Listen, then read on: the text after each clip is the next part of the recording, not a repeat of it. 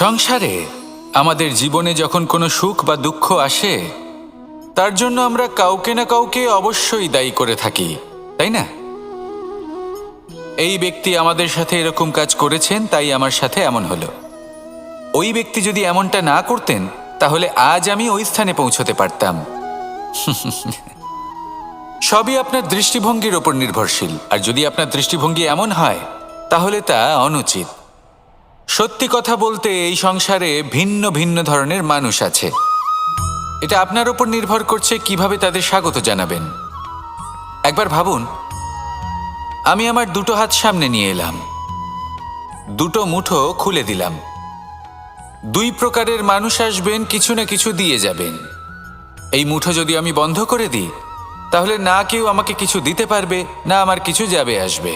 নিশ্চয়ই বুঝতে পারছেন এই দুই ধরনের ব্যক্তি কারা এবং তারা কি দিয়ে যান। আমি যদি নিজের মুঠো খুলে দিই, তাহলে কিছু ভালো মানুষ আসবেন, আমাকে আনন্দ, সন্তুষ্টি, জ্ঞান প্রদান করে যাবেন, ভালো অভিজ্ঞতা দিয়ে যাবেন। কোনো খারাপ ব্যক্তি যদি আসেন, তাহলে তিনিও খারাপ অভিজ্ঞতা দেবেন, যার থেকে আমি শিক্ষা লাভ করব। এই সব কিছু আমি লাভ করতে পারি। মুঠো যদি বন্ধ করে রাখি, তাহলে আমি কিছুই পাবো না। দেখুন, এই সংসারে প্রত্যেকের জীবনে এইরকম। প্রত্যেকের জীবনে সবকিছুই আছে, ভালো খারাপ দুই মানুষই আছে। ভালো অভিজ্ঞতা আছে, খারাপ অভিজ্ঞতা আছে। নির্ভর করছে আপনার ওপর যে আপনি কি করবেন, এনাদের স্বাগত কিভাবে জানাবেন, কার থেকে কি বুঝবেন, কি শিখতে পারবেন, আর কোন দৃষ্টিভঙ্গি নিয়ে অগ্রসর হবেন। এটাই নির্ধারণ করবে যে আপনার জীবন কেমন হবে। আসুন আমার সাথে ভালোবেসে বলুন, রাধা রাধা। জীবনে যখন কোনো ব্যক্তি নিজের লক্ষ্য প্রাপ্তির জন্য নিরন্তর পরিশ্রম করতে থাকেন, চেষ্টা করতে থাকেন, তখন তিনি কষ্ট অনুভব করেন। কখনো শারীরিক কষ্ট, কখনো মানসিক কষ্ট। এবার উনি এটা ভাবতে থাকেন যে আমি কি উচিত করছি নাকি অনুচিত করছি। কারণ অন্যদিকে এমন একজন ব্যক্তিও আছেন যিনি একদমই পরিশ্রম চেষ্টা করছেন না। তিনি মদিরা পান করেন, বিলাসিতায় জীবন কাটান, অলস প্রকৃতির হয়ে ওঠেন, নিদ্রাতে বিলীন হয়ে থাকেন আর ভাবেন যে তিনি সুখ লাভ করছেন। কিন্তু এরকম কেন হয়?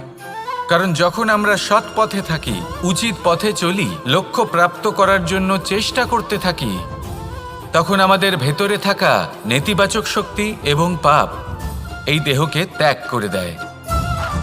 আর এই অনুভূতিটাই আমাদের দুঃখের অনুভূতি দেয়, কষ্ট দেয়। এবার সেখানে যদি আমরা কুপথে চলি, অনুচিত পথে চলতে থাকি, তাহলে আমাদের ভেতরে থাকা পুণ্য এবং ধনাত্মক শক্তি আমাদের দেহ ত্যাগ করে দেয়। আর এই অনুভূতির কারণেই আমরা সুখ অনুভব করি। কিন্তু কখনো ভাববেন যে এই সুখ বেশি সময় পর্যন্ত থাকে না। সেই জন্য সবসময় মনে রাখবেন, যদি আপনি জানেন যে এটাই আপনার লক্ষ্য, এটাই উচিত পথ, শুভ পথ, তাতে নিরন্তরভাবে এগিয়ে যেতে চেষ্টা করতে থাকুন। এই কষ্ট আপনাকে সুখের পরাকাষ্ঠায় কখন পৌঁছে দেবে তা আপনি জানতেই পারবেন না। আসুন আমার সাথে ভালোবেসে বলুন, রাধা রাধা। প্রত্যেক মানুষ নিজের জীবনে হীরক তথা হিরে এবং দর্পণ এই দুই দেখেছেন। এই দুই হলো সাদা এবং এরা দুজনেই আলোর প্রতিফলন ঘটায় এবং এরা দুজনেই উজ্জ্বল হয়ে ওঠে। আপনি হয়তো মনে মনে ভাবছেন যে এটা কি ধরনের তুলনা করছি। একটা হিরে তো রত্ন, তার মূল্য দর্পণের থেকে অনেক গুণ বেশি। কিন্তু হিরে থাকাতে দর্পণের মূল্য কিন্তু কোনো অংশে কমে যায় না, তাই না? মানুষ যখন হিরে নিজের হাতে নেয়, তখন সবার আগে কি খোঁজে? দর্পণ, যাতে তার মধ্যে দিয়ে দেখে সে বুঝতে পারে যে সেই হিরে আদৌ তার শোভাবর্ধন করছে কিনা, তাকে ভালো দেখাচ্ছে কিনা, প্রসাধনের জন্য সেটা ব্যবহার করা ঠিক হবে কিনা। অর্থাৎ হীরের উপস্থিতিতে দর্পণের গুরুত্ব কম হলো না। দর্পণের কারণে হীরের মূল্য বোঝা গেল। আমাদের জীবনেও ঠিক এরকমই ঘটে। আপনারা যদি সংসারে নিজের আশেপাশে দেখেন, এমন অনেক মানুষ দেখতে পাবেন যারা নিজেদের ক্ষেত্রে মহান স্থানে পৌঁছেছেন, নিপুণ এবং শ্রেষ্ঠ হয়েছেন।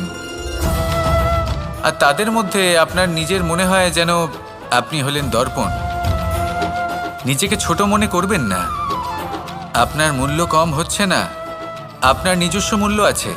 আর যদি আপনার অস্তিত্ব না থাকে তাহলে ওনাদের অস্তিত্বের মূল্য সংসার বুঝতেই পারবে না। জীবনে সবসময় চেষ্টা করবেন যাতে আপনি আরও বেশি শ্রেষ্ঠ হয়ে উঠতে পারেন। আপনি নিজে যে স্থানে আছেন সেটাকে ছোট মনে করবেন না, তারও নিজস্ব একটা মূল্য আছে।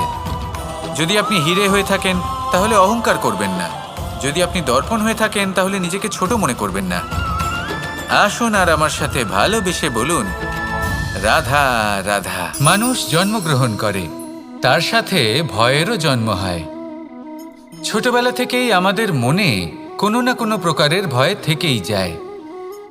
কেউ এই বিষয়ে ভয় পায় যে তার কোনো বস্তু তার থেকে দূরে চলে যাবে, কেউ এই বিষয়ে ভয় পায় যে আমি নিজেকে হারিয়ে ফেলব, কেউ এই ভেবে ভয় পায় যে আমার প্রিয়জনেরা তারা যেন আমার থেকে দূরে না চলে যায়, কেউ এই ভেবে ভয় পায় যে আমরা যেন পথ না হারিয়ে ফেলি, আদি ইত্যাদি। কিন্তু সত্যি কথা বলতে ভেবে দেখুন, এই ভয় বাস্তবে কি? শুধুই একটা মনস্থিতি, আর কিছুই নয়। যা কিছু আপনি জীবনে পেয়েছেন তা একদিন আপনাকে হারাতে হবে। এই জীবন হলো আপনারই, কিন্তু তাও একদিন সমাপ্ত হবে। তাই ভয় পেয়ে কি লাভ? এই ভয় শুধু আপনাকে জীবনযাপন করা থেকে বাধা দিচ্ছে, আর কিচ্ছু নয়। পথ হারিয়ে ফেললেই বুঝতে পারবেন যে নতুন পথ কিভাবে বানাতে হয়। কিছু মানুষকে জীবন থেকে হারালে তবেই আপনি বুঝবেন যে আপনার আপনজনকে। এই ভয়ের কারণে ভীত হয়ে থাকবেন না। এই তারা নক্ষত্র অন্ধকারের অভাবে গুরুত্ব হারায়। শিবকেও মহাদেব হওয়ার জন্য বিষ পান করতে হয়েছিল। প্রত্যেক পরিস্থিতি, প্রত্যেক সাফল্য আপনার পরীক্ষা নেবে, তাতে উত্তীর্ণ হওয়া হলো আপনার কর্ম। যখনই আপনি ভয় পাবেন বা সংকটের সম্মুখীন হবেন, তখন সাহসের সাথে তার সম্মুখীন হন। মনে রাখবেন, যে সম্মুখীন হতে জানে সাফল্য তার সাথে সবসময় থাকে। আসুন আর আমার সাথে ভালোবেসে বলুন, রাধা রাধা। এই সংসারে সবথেকে বেশি কোমল বস্তু হলো রেশম। এই রেশম এতটাই কোমল হয় যে এর পুরো একটা থান শুধুমাত্র একটা হাতে ধরা সম্ভব। কখনো ভেবে দেখেছেন এই রেশম কিভাবে হয়? একটি কীট তার লালার দ্বারা উৎপন্ন হয়। এই কীট সেই রেশমকে পাক দিতে থাকে, পাক দিতেই থাকে, আর আস্তে আস্তে তার মধ্যেই জড়িয়ে পড়ে। শেষে ওর এই সুন্দর অমূল্য সৃষ্টি রেশমের এই সুতো, তার নির্মাণ কার্য পূর্ণ হয়। কিন্তু তাতেই ও নিজে বন্দী হয়ে যায়। নিজেরই মায়াজালের এই বন্দী গৃহে নিজেই ফেঁসে যায়। এবার এই সুতোকে ব্যবহারযোগ্য করে তোলার জন্য এই কীটগুলিকে এই কবচের সাথেই ফুটন্ত জলে ফেলে দেওয়া হয়। এই সংসারে যদি আমাদের স্বপ্ন এই সংসারের দুঃখ হরণ করার জন্য, এই সংসারে সুখ বিতরণ করার জন্য হয়, তবেই আমাদের প্রগতি সম্ভব। যদি আমাদের এই স্বপ্ন শুধুই আমাদের এবং আমাদের স্বার্থ সিদ্ধির জন্য হয়, তাহলে এই স্বপ্ন আমাদের অন্ধ করে দেবে, আমাদের অন্ধকারের পথে নিয়ে যাবে, আর আমরাও সেই কীটের মতো হয়ে যাব। নিজেদেরই মায়াজালে আমরা নিজেই ফেঁসে যাব, আর শেষে আমরা যদি কিছু লাভ করি তা হবে একাকিত্ব, অন্ধকারময় মৃত্যু। তাই স্বপ্ন অবশ্যই দেখুন, কিন্তু এমনভাবে স্বপ্ন দেখবেন না যে তার এই বন্দিগৃহে আপনি নিজেই ফেঁসে গেলেন। স্বপ্ন দেখুন পরোপকারের, পরমার্থের, সবাইকে উদ্ধারের, অন্ধকারের নয়। তবেই কল্যাণ হবে, আর তবেই এই হৃদয় প্রসন্ন হয়ে বলবে, রাধা রাধা। মানুষ যখন এই সংসারে প্রবেশ করে, অর্থাৎ জন্মগ্রহণ করে, তখন নিশ্চিন্তে থাকে, আনন্দে থাকে। কিন্তু যেইমাত্র তার মধ্যে বোধশক্তি আসে, তখন সে চিন্তা করতে শুরু করে। চিন্তা ভবিষ্যতের, সেই সমস্ত বিষয় নিয়ে চিন্তা করে যা ওর হাতে নেই। তারপর বড় হয়, বিবাহ সম্পন্ন হয়, গৃহস্থ জীবন যাপন করে, তারপর আবার চিন্তায় মগ্ন হয়ে যায়। ভাবে, এই যে আমার পরিবার, আমি কি ঠিকমতো তার খেয়াল রাখতে পারছি? কাল যখন আমি এই সংসার থেকে চলে যাব, তখন আমার এই পরিবারের দেখাশোনা কে করবে? শেষ পর্যন্ত এই পরিবার তো আমারই উত্তরদায়িত্ব। যাক, আপনাকে একটা প্রশ্ন করি। এই সংসারে আসার পূর্বে আপনি কি এই প্রশ্ন করেছিলেন, এটা ভেবেছিলেন যে আমাকে ছাড়া এই সংসার কিভাবে চলবে? করেননি, তাই তো? তাই আপনার এটা নিয়ে দুশ্চিন্তা করার প্রয়োজন নেই যে আপনি যখন এই সংসার ত্যাগ করে চলে যাবেন তখন কি হবে। আপনি যখন ছিলেন না তখনও এই সংসার চলছিল, আপনি যখন এই সংসার ত্যাগ করবেন তখনও এই সংসার চলতে থাকবে। যদি কোনো বিষয়ের প্রভাব থাকে তা হলো আপনার আজকের তথা বর্তমানের কর্ম, অর্থাৎ আজ আপনি কি করছেন, কার জন্য মঙ্গল করছেন, কাকে প্রেরণা দিচ্ছেন, কাকে সাহায্য করছেন, কোন উদাহরণ প্রস্তুত করছেন। আপনি এই সংসারে যে ছবি অঙ্কন করবেন সংসার সেটাই মনে রাখবে।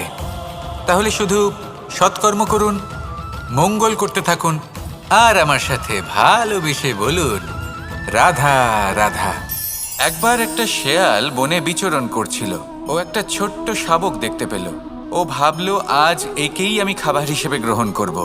আশেপাশে দেখলেও কেউ দেখছে না তো, কেউ ছিল না, আর সেই শাবকের ওপর আক্রমণ করল, যা হলো একটা ঘোর অপরাধ। বনের নিয়ম অনুসারে আপনি কখনোই শাবকের ওপর আক্রমণ করতে পারেন না। তারপর এই খবরটা যখন রাজা সিংহ জানতে পারলেন, সভার আয়োজন করলেন। কিন্তু সেখানে শেয়াল বলল, আমি তো এরকম কিছু করিনি। কিন্তু যদি আপনি এরকম বলেন, কোনো প্রমাণ দিন, এর কোনো সাক্ষী আছে? তখন রাজা সিংহ পেঁচাকে ডেকে পাঠালেন, যে সেই মুহূর্তে বৃক্ষের শাখার ওপর বসেছিল, সে সব কিছু দেখেছিল। পেঁচা সব সত্যি কথা বলল, আর শেয়ালকে মৃত্যুদণ্ড দেয়া হলো। এবার এই কাহিনী আমি আপনাকে কেন শোনালাম? কারণ মানুষও কখনো কখনো এরকম কর্ম করেন যা শিয়াল করেছে। এটা ভাবেন কেউ দেখছে না, যখন আমি অনুচিত কর্ম করতেই পারি। কিন্তু না, আপনি যাই করুন না কেন, কেউ না কেউ অবশ্যই তা দেখছে। কোনো ব্যক্তি না হলেও কোনো প্রাণী, না হলে কোনো যক্ষ বা দেব বা প্রেত। যদি এনারা কেউ না দেখেন, তাহলে ধরিত্রী মাতা দেখেন, যেখানে দাঁড়িয়ে আপনি সেই কর্ম করছেন, তাই না? তাই একটা কথা সবসময় মনে রাখবেন, কে দেখছেন কে দেখছেন না সেই বিষয়ে ভাবা ছেড়ে দিন। এটা খুব সহজ কথা। আপনি যদি উচিত কর্ম করেন, উচিত ফল পাবেন। যদি অনুচিত কর্ম করেন, তাহলে আপনি অনুচিত ফল অবশ্যই পাবেন। সেই জন্য উচিত পথে চলতে থাকুন, উচিত কর্ম করতে থাকুন, আর আমার সাথে ভালোবেসে বলুন রাধা রাধা। সুখ, দুঃখ এবং শক্তি, এই তিন হলো এই সংসারের ত্রিদেবের মতো। আমাদের জীবনে যা কিছু ঘটছে এই তিনটির ভিত্তির উপরেই হচ্ছে। আসলে এই সংসারের একটা নিয়ম আছে, যখনই আপনি কিছু লাভ করেন, এই সংসার আপনার পরীক্ষা নেয়। এটা জানার জন্য আপনার পরীক্ষা নেয় যে আপনি যা কিছুই লাভ করেছেন, আপনি কি আদৌ সেটার যোগ্য কি না। ঠিক সেইভাবেই এই সুখ, দুঃখ এবং শক্তি আপনার পরীক্ষা নিয়ে থাকে। যখন সুখ আসে, তখন সে আপনার পরীক্ষা নেয় যে আপনার মধ্যে অহংবোধ জাগ্রত হয়নি তো। যদি অহংবোধ চলে আসে, তাহলে সুখ সেখানেই সঙ্গ ত্যাগ করে। দুঃখ আপনার ধৈর্যের পরীক্ষা নিতে থাকে, আর যদি আপনার মধ্যে ধৈর্য না থাকে, তাহলে এটা আপনাকে আরো বেশি দুঃখের গভীর অন্ধকারে ঠেলে দেবে। সেখানে শক্তি পরীক্ষা নেয় আপনার বিনম্রতার। যদি আপনি বিনম্র না হন, তাহলে হয় এই শক্তি আপনার সঙ্গ ত্যাগ করবে, নয় এই শক্তি বিনম্রতার অভাবে আপনার পতনের কারণ হতে পারে। এই সংসারে যে কোনো ব্যক্তি যিনি এই পরীক্ষায় উত্তীর্ণ হয়ে থাকেন, এই জীবনে তিনি সাফল্য লাভ করেন। আসুন আমার সাথে ভালোবেসে বলুন রাধা রাধা। আমি মনুষ্যরূপে জন্ম নিয়েছি এবং সমস্ত কর্ম এই রূপেই করেছি। কিন্তু আশ্চর্যের বিষয় হলো যে আজও মানুষ আসেন এবং হাত জোড় করে প্রার্থনা করেন যেন আমি ওনাদের সহায়তা করি। আপনাদের একটা কথা বলতে চাই, আমি সকলকে সাহায্য করতে পারবো না, কিন্তু আমি শিক্ষা অবশ্যই দিতে পারবো, জ্ঞান প্রদান করতে পারবো। এমন কিছু জ্ঞান যার ভিত্তিতে মানুষ যা চাইবেন তাই লাভ করতে পারবেন, যদি সঠিক কর্ম করতে থাকেন। যখন কংসের অসুররা গোকুলে ধ্বংসলীলা চালাচ্ছিলেন তখন আমি কারোর থেকে সাহায্য চাইনি। আমি দাঁড়িয়েছিলাম এবং আমি তার বিরোধিতা করেছিলাম। সবাই বলেন যে আমি ছোট্ট একটা আঙুলে গোবর্ধন পর্বত তুলেছিলাম, কিন্তু আমি কি ওখানে একা ছিলাম? কখনোই নয়। আমার সাথে অসংখ্য গোকুলবাসী, অসংখ্য বর্ষণাবাসী ছিলেন, নিজের হাতে একটা লাঠি নিয়ে। ওনাদের মনোবল, ওনাদের আশীর্বাদ আমার সাথে ছিল। মহাভারতে আমি শুধুই শিক্ষক ছিলাম, আমি শুধুই শিক্ষা দিয়েছি। লক্ষ্য সাধন করেছে অর্জুনই, যুদ্ধ করেছে অর্জুনই এবং জয়ীও হয়েছে অর্জুনই। আমি শুধুই শিক্ষা দিতে পারি। অবশেষে আপনাকে শুধু এটুকুই বুঝতে হবে যে ঈশ্বর সবকিছু করতে পারেন না, করতে হবে আপনাকে। ঈশ্বর আপনাকে আশীর্বাদ করতে পারেন, যে কাজ আপনি মন থেকে করবেন সেটা অবশ্যই পূরণ হবে। সেই জন্য নিজের লক্ষ্যের পথে এগোতে থাকুন, চেতনা, বিবেক এবং পরিশ্রমের দ্বারা আপনার যা যা স্বপ্ন আছে, যা লক্ষ্য আছে, আপনি অবশ্যই লাভ করবেন। আর এই মন সুপ্রসন্ন হয়ে বলবে, রাধা রাধা। ভোজন। এই সংসারে যেই হোক না কেন, কোনো মানুষ হোক, কোনো প্রাণী হোক, কোনো কীট হোক বা কোনো বনস্পতি হোক, প্রত্যেকের জন্য ভোজন অতি আবশ্যক। কারণ ভোজন থেকেই শক্তি পাওয়া যায়, আর সেই শক্তি দিয়েই সংসারের, আমাদের জীবনের সমস্ত কার্য করা যায়। এবার এমন এক ধরনের শক্তি হয় যা শীতের ঋতুতে সূর্য থেকে আমরা পেয়ে থাকি, আর আরেক ধরনের উত্তাপ হয় যা দিয়ে ভোজন রান্না করা হয়, সুস্বাদু নানান ধরনের ভোজন। এবার অত্যন্ত গুরুত্বপূর্ণ হলো যে ব্যক্তি সেই ভোজন বানাচ্ছেন তার মানসিক পরিস্থিতি এবং সেই ব্যক্তি যিনি ভোজন গ্রহণ করছেন তার মানসিক অবস্থা। যখনই আপনি ভোজন বানাচ্ছেন তখন ভালোবাসার সাথে কাজটা করুন, ধন্যাত্মক ভাব নিয়ে, সৎ ভাবনার সাথে। কারণ আপনার এই মানসিক স্থিতি শক্তির আকারে সেই খাদ্যের সাথে মিলেমিশে যায়।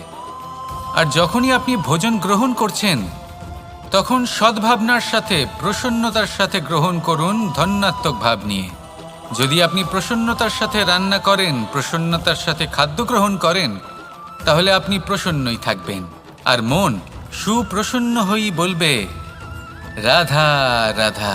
দীপাবলি আমাদের সবথেকে বড় উৎসব। শ্রীরাম রাবণকে পরাস্ত করে 14 বছরের বনবাস কাটিয়ে আবার অযোধ্যায় ফিরে এলেন অমাবস্যার রাত্রে। অযোধ্যায় সবাই খুব প্রসন্ন ছিলেন, খুবই উৎসাহিত ছিলেন। অযোধ্যায় সহস্র প্রদীপ প্রজ্বলিত করা হয়েছিল এই উৎসবে। একে আমরা দীপাবলি বলে থাকি। এবার এই বিষয়ে আমরা সকলে জানি। আপনি কি এটা জানেন যে শ্রীরাম বাস্তবে অমাবস্যার এক রাত আগেই অযোধ্যায় পৌঁছে গেছিলেন? সবার সামনে অমাবস্যার রাতে এসেছিলেন। এর কারণ কি? শ্রীরাম প্রমাণ করতে চেয়েছিলেন যে যে কোনো সময়, দিন হোক বা রাত, শুভ বা অশুভ হয় না। শুভ অশুভ কিছু থাকলে তা হলো মানুষের চিন্তা, তার ভাবনা, তার নির্বাচন আর তার কর্ম।